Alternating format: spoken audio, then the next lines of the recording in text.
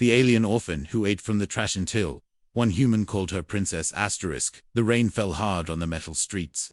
It washed the dirt into the drains. It made the neon signs shine brighter. Colors danced on the puddles. Blue, green, red. But the people did not stop to look. They hurried past, heads down. They wanted to stay dry. They wanted to stay safe. In the corner of the alley, near the big trash bin, a small figure moved. She was thin, almost too thin. Her clothes were torn and dirty. Her skin was pale with a faint silver glow. Not human skin. Her hair hung in knots, dripping with rainwater. Her eyes were big, glowing faintly in the dark. She was not more than 10 years old.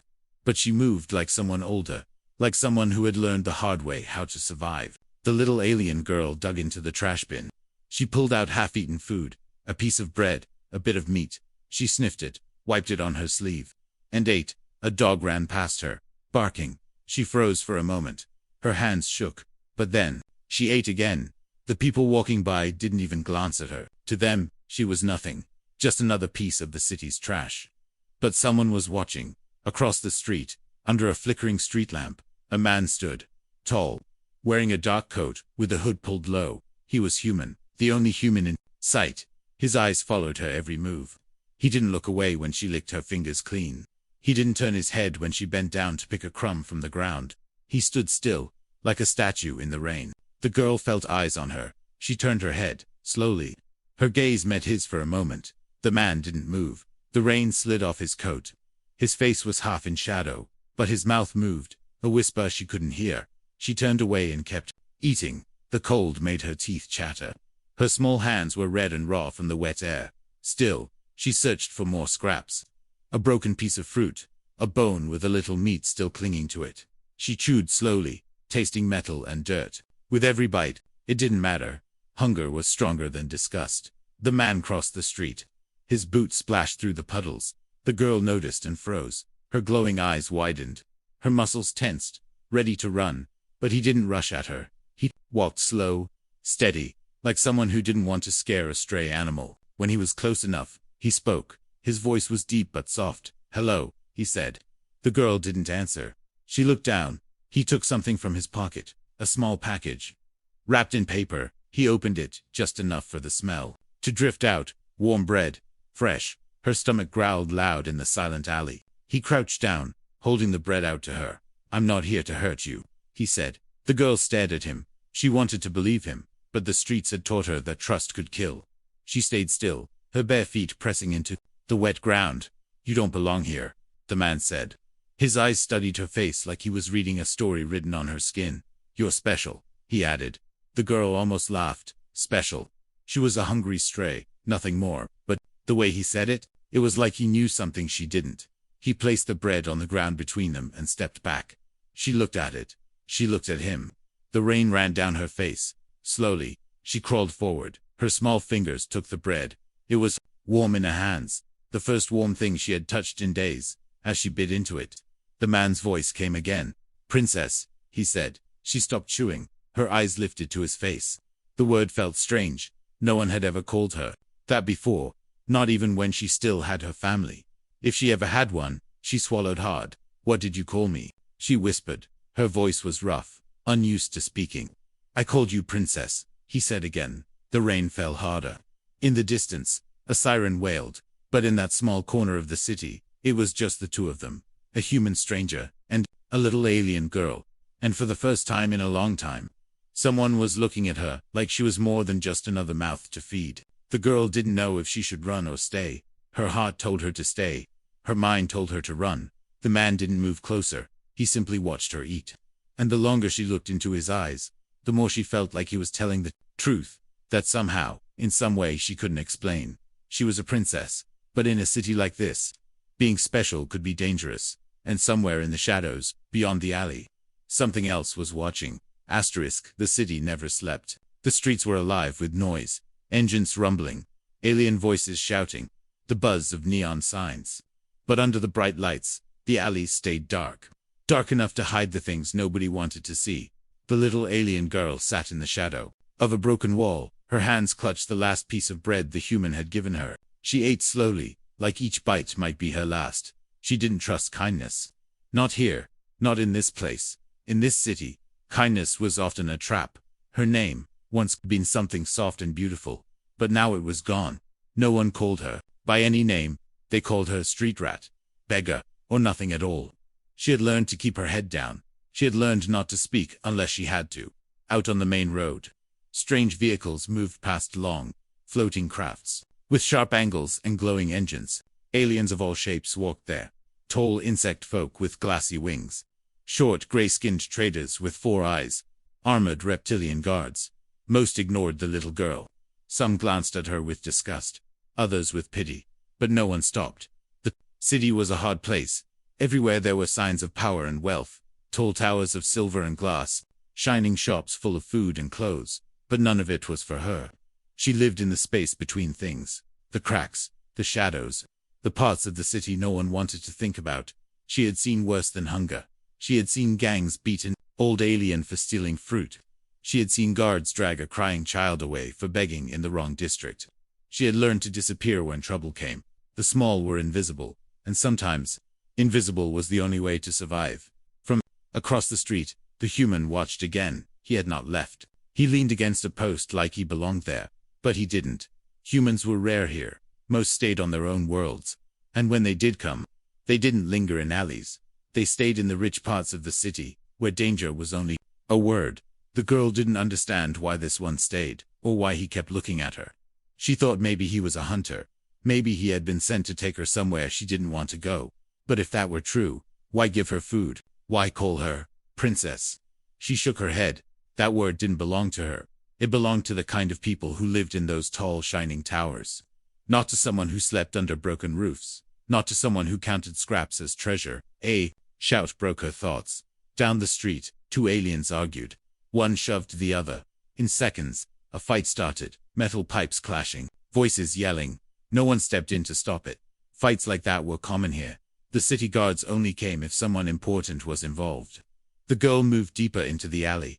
Away from the noise. She had a secret sleeping place. An old storage crate behind a junk shop. It was dry. Mostly. She curled up inside, pulling a dirty blanket around her. Outside, the rain kept falling. The sound was steady, like a drum beat. But tonight, she couldn't sleep. She kept seeing the human's face, the way he had looked at her, like he saw something no one else could see. And his voice, calling her princess, the word echoed in her mind. It made her feel strange, warm, but afraid. She didn't notice that he had followed her, not close enough to be seen, but close enough to keep her in sight. He moved like he had done this before, like tracking someone was nothing new to him. When a group of rough-looking aliens passed by her alley, he stepped into their path. He didn't speak, but they turned away quickly. They knew better than to cross a human who carried himself like that. The girl woke before sunrise. The city never truly went quiet, but the streets were less crowded. She climbed out of her crate and started walking. Her bare feet were tough from years on the street. She knew where to find leftover market food, stalls that had been too slow to sell, everything before closing. If she was lucky, she might get a bruised piece of fruit, maybe even a cold dumpling. She didn't see the human this time, but he saw her. He was careful not to get too close. For now, he only watched. He wanted to understand her, where she went, how she survived, and he was waiting for the right moment.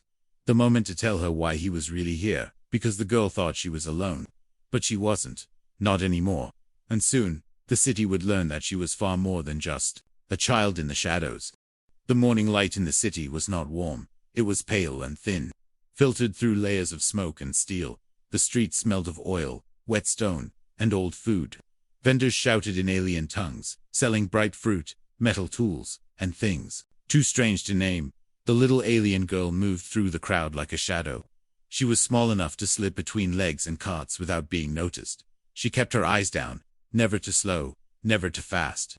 Her hands stayed close to her chest, guarding the bruised fruit she had found near the market's edge. Far behind her, the human followed.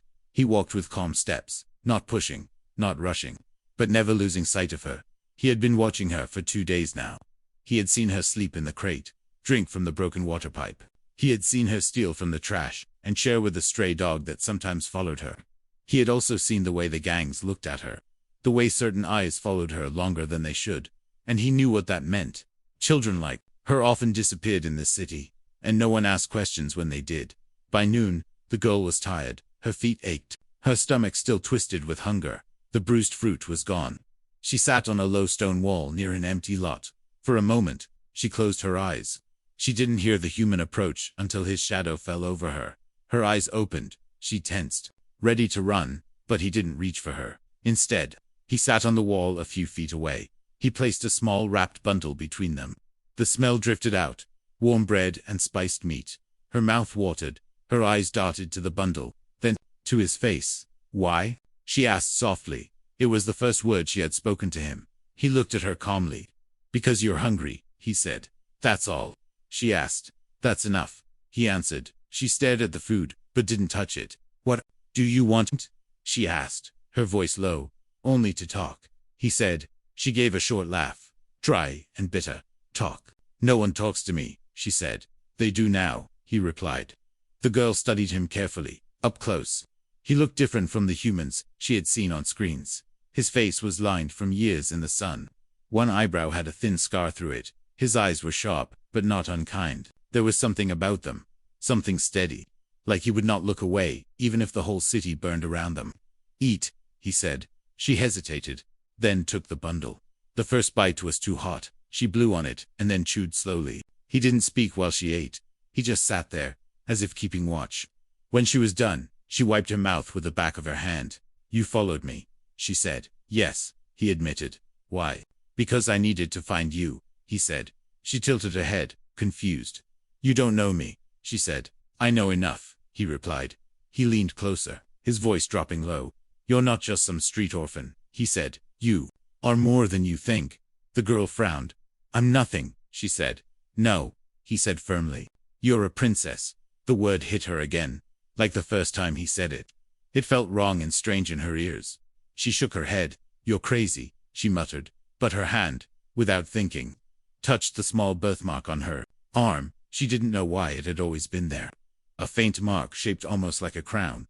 The human noticed. His eyes narrowed slightly. "You've always had that, haven't you?" he asked. She pulled her arm away. "It's nothing," she said. "It's everything," he replied. For a moment, neither spoke. The city noise carried around them. Footsteps, laughter, the hiss of steam from a vent. The girl looked away, trying to decide if she should leave, but something inside her said to stay. The human's voice had a weight to it. Not like the voices of liars or thieves. More like the voice of someone telling the truth, even when it was hard. "Why do you care?" she asked finally. He looked at her for a long time before answering. "Because you've been forgotten," he said, "and someone needs to remember you." The girl didn't know what to say. She had lived too long without anyone remembering her. The idea that someone might care now felt like a trick. But the way he spoke, it made her wonder. Far down the street, a shadow moved. Someone watching them. The human noticed. He stood up. "We can't stay here," he said. She stayed sitting, uncertain. "I'm not going anywhere with you," she said. "Then at least let me walk beside you," he said. She hesitated, then slid off the wall. They began walking, not side by side, but close enough that anyone watching would think twice before approaching. The city swallowed them again, but this time, she wasn't completely alone. The streets narrowed as they walked.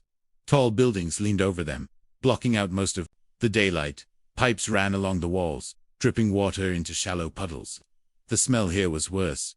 Damp metal mixed with rot. Every few steps, the girl glanced over her shoulder. She still didn't trust the human. She still didn't know why she was even walking near him. The human kept his hood up. His eyes scanned the shadows. Every alley they passed seemed to have someone lurking. A figure sitting on a crate. A pair of glowing eyes watching from the dark. The city never truly felt empty. Someone was always waiting. Someone was always looking for an opportunity. "You know, this place is dangerous," the human said. His voice was quiet but steady. "I've lived here all my life," the girl replied. "That doesn't mean you're safe," he said. "I know how to hide," she said sharply. "I'm sure you do," he answered. "But hiding is not living." She didn't answer. She didn't want to admit that hiding was all she'd ever done. He walked a little ahead now. Every turn he made felt deliberate, like he was leading her somewhere. The thought made her uneasy. "Where are you going?" she asked. "Somewhere out of sight," he said. "I didn't say I'd follow you," she replied. "You didn't say you wouldn't," he said without looking back. She stopped in the middle of the street, her bare feet pressed against the cold metal ground. I'm not going anywhere with you, she said. The human stopped too, turned. I'm not asking you to trust me, he said. Then what are you asking? She asked. I'm offering you a choice, he said. Stay here. And sooner or later someone will take you, or come with me, and maybe live to see something better. Her stomach twisted. She hated that his words made sense. In the distance, a loud crash echoed, metal hitting metal. Voices rose in anger. Somewhere, someone screamed. The girl's eyes flicked toward the sound. When she looked back, the human was still standing there. He wasn't smiling. He wasn't trying to look friendly. He just waited. Why me? She asked quietly. Because you're not what you think you are, he said. You keep saying that, she replied. And I'll keep saying it until you believe me, he said. A shadow moved at the far end of the street. The human's gaze shifted for just a second. The girl didn't see who it was, but she noticed the way his shoulders tightened. Fine, she said suddenly. Just for a little while. He gave a short nod and began walking again. This time, she followed. They took turns down smaller and smaller streets, past walls covered in strange symbols, past doors with rusted locks. The deeper they went, the quieter it became, until the only sounds were their footsteps and the occasional drip of water. Finally, they stopped in front of a blank section of wall. The girl frowned. There's nothing here, she said. The human placed his hand on a small panel hidden in the shadows. A faint click echoed. Part of the wall slid open just wide, enough for them to slip inside. The space beyond was dim. Old lights buzzed overhead. Dust floated in the air. It was a narrow room with shelves stacked high with old crates. The door slid shut behind them, sealing out the city noise. The girl stepped back. Her eyes darted to the door. Relax, he said. This is one of my safe places. I don't like safe places, she said. That's because you've never had one that was real, he replied. He pulled a chair from the corner and sat. From inside his coat, he took out a small object wrapped in cloth. When he unwrapped it, the girl saw a necklace, silver chain, simple but old. Hanging from it was a small metal crest. Her breath caught. She didn't know why, but something about that shape felt familiar. This belonged to your family, he said. I don't have a family. She snapped. You did, he said, and you still do, though they're far from here. She shook her head. You've got the wrong girl, she said. He tilted his head. Then how do you explain this? He asked. He reached out and gently turned her arm so the faint crown-shaped birthmark was visible. Her eyes widened. She pulled her arm away quickly. That doesn't mean anything, she said. It means everything, he said quietly. Before she could speak again, a muffled sound came from outside. The human's expression hardened. He wrapped the necklace back in cloth and slipped it into his coat. We're not alone, he said. The girl's pulse quickened. Who is it? She whispered. Not someone friendly, he said. He moved toward the wall, listening. Footsteps echoed beyond the door. Slow, careful, hunting footsteps. The girl stepped back, her spine pressing against a crate. The human looked over his shoulder at her. This is why I came for you, he said. You're in danger, princess. The footsteps outside the wall stopped. The air felt heavier. The girl's heart thudded in her chest. The human raised a hand, a signal to stay quiet. She nodded, pressing herself tighter against the crate. For a moment, there was only silence. Then a faint scraping sound, like claws against metal. The human's eyes narrowed. They're checking the walls, he whispered. They whispered back. Bounty hunters, he said, and they're here for you. Her mouth went dry. Why would anyone come for me? She asked. Because you're worth more than you know, he replied. That doesn't make sense. She said. It will, he said, but we have little time, so listen carefully. He moved to a dusty table in the corner and lit a small lamp. The light revealed more of the room. Maps of star systems, old photographs, weapons neatly stacked in a case. He pulled the necklace from his coat again and set it on the table. This crest, he said, tapping it with his finger, belongs to the royal house of Varelia. She frowned. I don't know what that is, she said.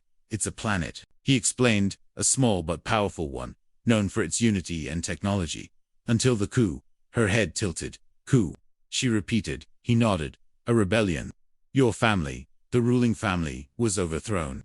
Many were killed. Some escaped. You were among them, but you were too young to remember. The girl shook her head. That's not me, she said firmly. I grew up here, in the streets. Exactly, he said. They hid you where no one would look, in the gutters of an alien city, disguised as nothing more than another starving child. She stared at the necklace. Why would they care about me? I'm no one, she said. He looked at her steadily. You are the last living heir to Varelia's throne. She laughed once, short and bitter. That's a story you tell children to make them feel better, she said. This is not a story, he said. This is survival. Yours, and maybe your people's.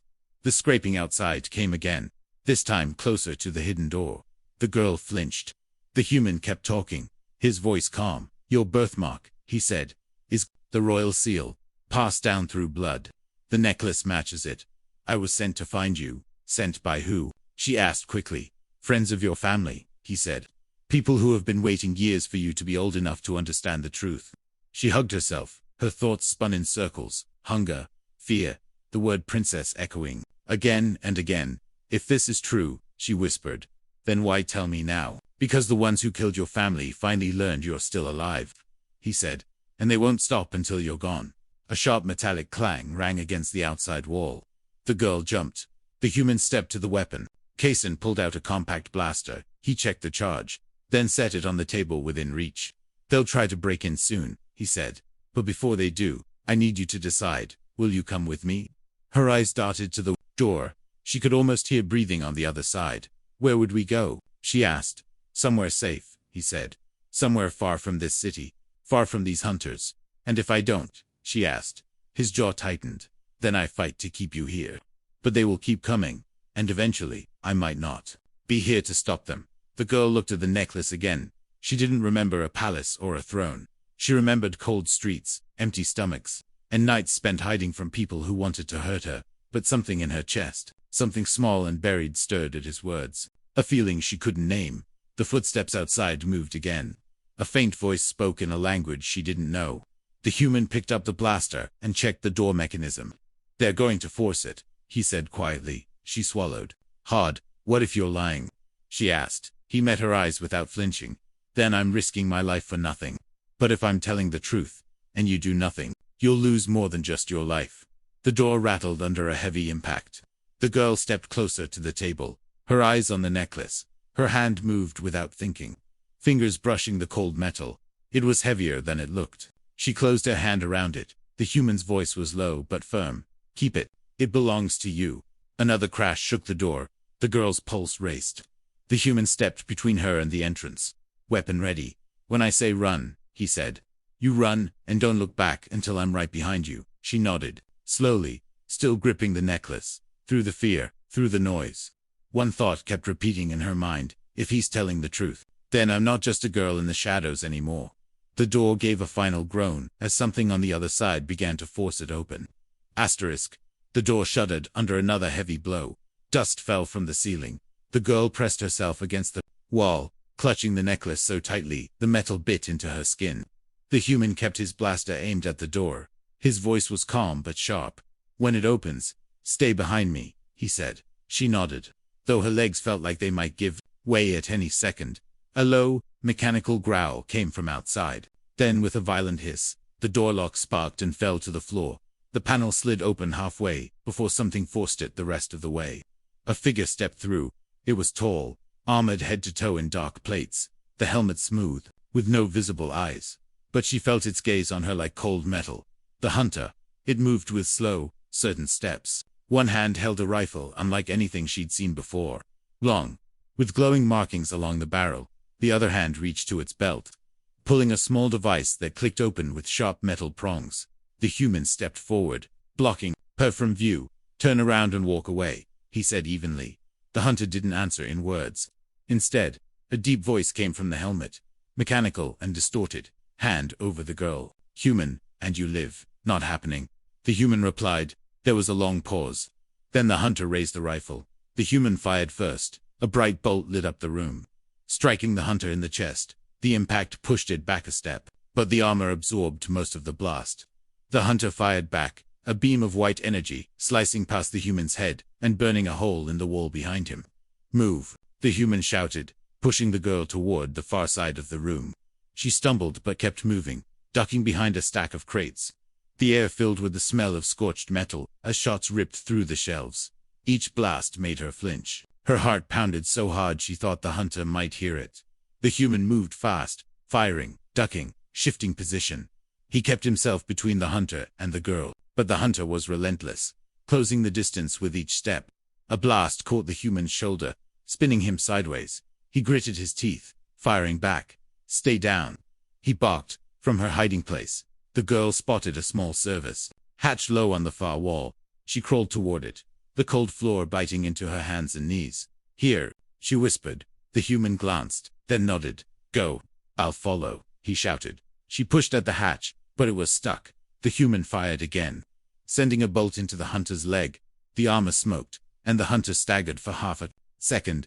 It was enough for the human to rush to her side and kick the hatch open. "Crawl," he ordered. She went first, the narrow tunnel barely big enough for her to move through. Her breath echoed in the metal space. Behind her, the human slid in feet first, firing one last shot into the room before yanking the hatch shut. The tunnel was dark except for the faint glow of emergency lights. They moved fast, their hands scraping along the walls. The human's voice was low. "Keep going. Don't stop." She didn't stop, but she couldn't help asking, "What if it follows us?" "It will," he said. "So we need to be faster." The tunnel sloped downward, the air growing colder. They dropped into a larger maintenance hole lined with pipes. Somewhere above they heard a loud clang. The hunter's boots hitting metal. The sound was getting closer. The human grabbed her hand and pulled her toward a side corridor. "Almost there," he said. They burst into a storage bay with a huge metal door on the far side. In the corner sat a small, battered ship, low to the ground, its hull covered in scratches. The girl's eyes widened. "You have a ship." "Not much of one," he said. "But it flies." They ran for it, the sound of the hunter dropping into the bay echoing behind them. The human fired over his shoulder, bolts sparking off the hunter's armor. The girl scrambled up the ramp. Into the ship, the human followed, slamming the hatch shut and locking it. The hunter reached the ramp a second later, slamming a metal fist against the sealed door. The ship's engines roared to life, shaking the bay. "Hold on," the human shouted. The girl grabbed the nearest seat, strapping in as the ship lifted. The hunter raised its rifle and fired energy bolts slamming into the hull. The human pushed the throttle forward. The ship shot through the bay doors into the open air. Through the small window, the girl saw the city falling away below them. The hunter stood on the edge of the bay, watching, even at this distance. She felt its promise. It wasn't done. The human glanced at her, breathing hard. "Now you understand," he said. She nodded slowly. The necklace was still clutched in her fist, and now, for the first time, she began to believe his words. She wasn't just a girl in the shadows. She was someone worth hunting. The ship climbed higher. The city's neon lights faded into a blur beneath them. Clouds swallowed the view. The hum of the engines filled the cabin, steady and low. The girl sat strapped into the seat, her fingers still wrapped around the necklace. Her chest rose and fell quickly. It felt like the pounding of her heart hadn't slowed since they'd left the bay. The human sat at the controls, his hands steady, despite the chase. The glow of the instrument panel lit his face in soft blue. He kept his eyes forward, scanning the horizon. "You can breathe now," he said without looking at her. She exhaled slowly. "Is it gone?" she asked. "For now," he said. "But it will try again." The girl swallowed hard. "You mean they will keep coming?" "Yes," he said. "Until we're far enough away that they can't reach us. Or until we end this." She leaned back in the seat. The idea of ending this sounded too big, too impossible. "I don't even know what I'm supposed to be," she said quietly. "You're supposed to be alive," he replied. "That's the first step." The ship broke through the cloud layer. Above them, the sky was black, scattered with stars. The sight stole her breath. She had never seen them like this. Bright, endless, stretching forever. She pressed her face to the window. "Beautiful," she whispered. The human glanced at her and smiled faintly. "They're yours," he said. She frowned. "What?" "Your people once had a place among them," he said, "and you can again." The engines shifted tone as they reached open space in the distance. The curve of the planet glowed against the sun's light. The human tapped a sequence on the console. A map appeared on the display. Dozens of points connected by thin lines. One point flashed in gold, far from their current position. "That's where we're going," he said. "What's there?" she asked. "Friends," he said. "And answers." She stared at the map. It felt strange to think of herself going somewhere that wasn't just the next street or alley. For so long, her world had been no bigger than the markets and shadows of the city. Now, it was suddenly huge. "Why risk this for me?" she asked after a long silence. The human kept his eyes on the display. Because someone once risked everything for me, he said. And because your people need their princess back, whether you believe it or not. The word still felt too heavy for her. Princess, it didn't fit with the memories of hunger and cold. It didn't match the image of herself digging through trash. But she couldn't deny the truth of the birthmark, or the way the necklace seemed to belong in her hand. The ship gave a slight shudder as they crossed into faster-than-light travel. The stars outside stretched into bright lines. The human leaned back, letting out a slow breath. We've got a few hours before we arrive, he said. Get some rest. I'm not tired, she lied. Her eyes burned with exhaustion, but her mind wouldn't quiet. She looked at him. What if I can't do it? She asked suddenly. He turned his head toward her. Do what? Be what you think I am, she said. You don't have to be anything but yourself, he said. The rest will follow. She didn't answer. She turned her gaze back to the window. The stars continued to streak past. Somewhere out there. The hunter was still looking for her, but somewhere else. Maybe there really were people waiting. People who would see her as more than a stray. Her grip on the necklace loosened. She held it up, letting the soft cabin light catch on the crest. The metal was cool and smooth. She could almost imagine wearing it not as a secret, but as a symbol. The human broke the silence. When I first saw you in that alley, he said, you were eating scraps. The city didn't see you, but I did. I saw the truth. She lowered the necklace slowly. What truth? That, even in the dirt, a crown still shines, he said. Something in her chest tightened. Not fear this time. Something else. Something that felt almost like hope. The ship's console beeped softly. A status update on their course. The human adjusted the controls. The girl leaned her head against the seat. Her eyes began to close, despite her promise not to sleep. In her dreams, there were no alleys, no cold nights. She saw a wide hall of silver and glass, banners hanging high, people bowing as she walked past. Her steps were steady, her head held high. She wore the necklace in the open, not as a secret, but as her right. When she awoke, the ship's cabin was quiet. The human was still at the controls. Through the window, she saw a faint blue-green glow in the distance. Their destination. She didn't know what would happen when they landed. She didn't know if she was ready, but for the first time in her life, she wasn't just running from something. She was heading towards something. The human glanced at her and gave a small nod. Welcome home, princess, he said, and this time, she didn't flinch at the word.